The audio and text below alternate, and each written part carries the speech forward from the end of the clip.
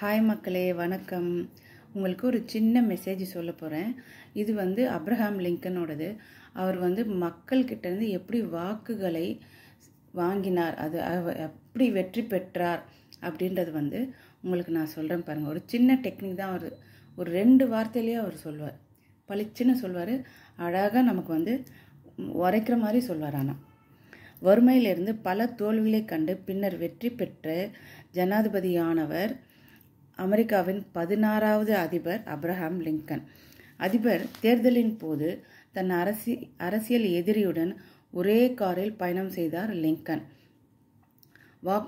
வாக்காளர்களிடம் சொந்தமாக காரில் வரக்கூட முடியாத ஏழை நான், எனவே முடிந்தால் எனக்கு ஓட்டளியுங்கள், இல்லாவிட்டால் அருமையான மனிதரான எதிர்க்கட்சி வேட்பாளருக்கு ஓட்டளியுங்கள், ஓட்டளிக்காமல் மட்டும் இருந்து விடாதீர்கள் என்றார் லிங்கன்.